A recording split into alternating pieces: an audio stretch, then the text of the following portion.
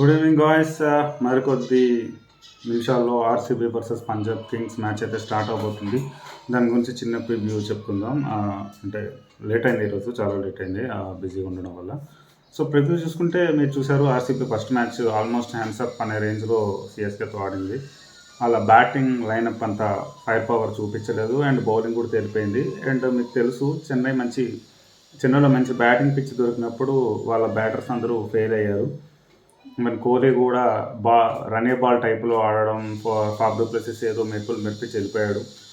Anuj Rawat and Dinesh Karthik ఆడడం వల్ల కొంచెం బెటర్ అండ్ డీసెంట్ స్కోర్ అయితే మీకు స్కోర్ బోర్డ్ మీద కనబడింది.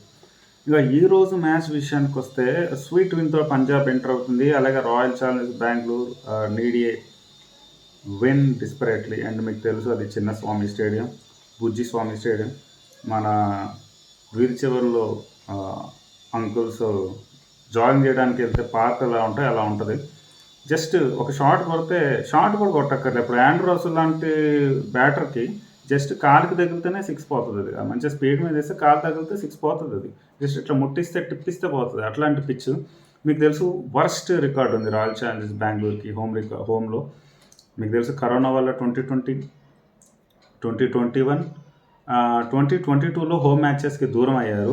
ఆ 3 సీజన్లోనే రాయల్ ఛాలెంజ్ బెంగళూరు 2021, 22 సరిగా సూపర్గా పెర్ఫామ్ చేసింది. మీరు గమనిస్తే 23లో మళ్ళీ యాజ్ యూజువల్గా ప్లే ఆఫ్స్కి పోలేదు. మీరు గమనించండి, ఎప్పుడైతే వాళ్ళు చిన్న స్వామి స్టేడియంలో ఆడట్లేదో అప్పుడు మాత్రం వాళ్ళు ప్లే ఆఫ్స్కి పోయారు. అంటే అంత ముందు పోయారు, బట్ 2020 చూడండి మీరు. 20లో చూసుకున్నా, 21లో చూసుకున్నా, 22లో చూసుకున్నా, వాళ్ళ వీక్నెస్ వచ్చేసి వాళ్ళ హోమ్ గ్రౌండ్ చిన్న స్వామి స్టేడియం, బుజ్జి స్వామి స్టేడియం, బుల్లి స్వామి stadium. Yeah, coming to the playing 11, మనం తీసుకున్నాం. మయాంక్ డాగర్తో ఒక ఇష్యూ వచ్చిందండి. మయాంక్ డాగర్ లెఫ్టీ కాబట్టి అవతల టీం ఉన్న లెఫ్టీస్ ఉన్నప్పుడు బౌలింగ్ ఇవ్వలేమని చెప్పేసి అంటారు. బట్ వాళ్ళకి వేరే దిక్కులేదు స్పిన్ బౌలింగ్లో. వాళ్ళ స్పిన్ అటాకర్లో ఉంది. కరణ్ శర్మని కాపాడాలి. అండ్ పోయినసారి అల్జరీ జోసెఫ్ని తీసుకున్నారు. మన ఫెర్గుసన్ తీసుకుంటారని ఎక్స్పెక్ట్ చేశాం, బట్ జోసెఫ్ని తీసుకున్నారు. జోసెఫ్ డెత్లో వేస్తే తెలుసు కదా, ఆర్సీబీ డెత్ మీదకి వచ్చింది. అది డెత్ ఓవర్స్ ఏమంటే వీళ్ళని డెత్ బెడ్ మీద పడుకోబెట్టాడు అల్జరీ జోసెఫ్.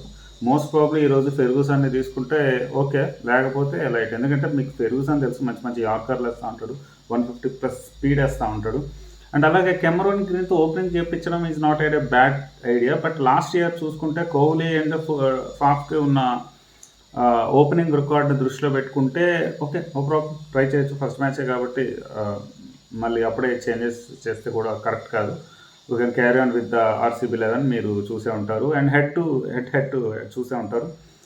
నెక్స్ట్ ప్లేయింగ్ 11 వచ్చేసి పంజాబ్ కింగ్స్ మన వచ్చేసి వాళ్ళు శామ్ కరన్ వాళ్ళని అద్భుతమైన బ్యాటింగ్ తోటి బౌలింగ్ కొట్టించాడు ఢిల్లీ క్యాపిటల్స్ మీద.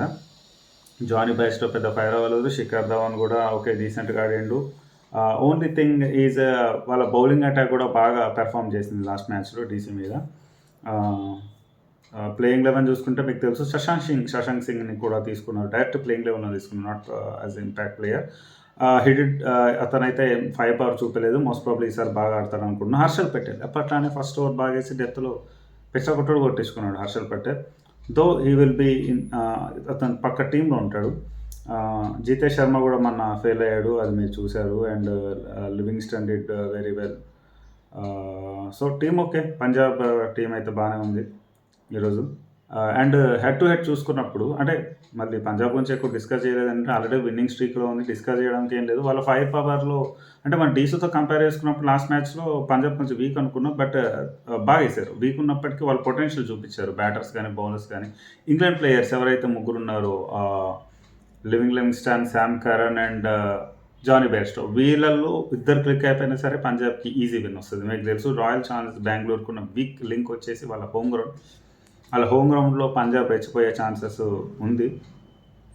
నేను చెప్పాక అవుతో లేదో నాకు తెలియదు, బట్ నాకు అనిపిస్తుంది. బట్ సెకండ్ మ్యాచ్ కాబట్టి రాయల్ ఛాలెంజర్స్ బెంగళూరు ఖచ్చితంగా విన్ కోసం డిస్పరేట్గా గట్టి ఫైట్ ఇస్తారని నేను అనుకుంటున్నాను.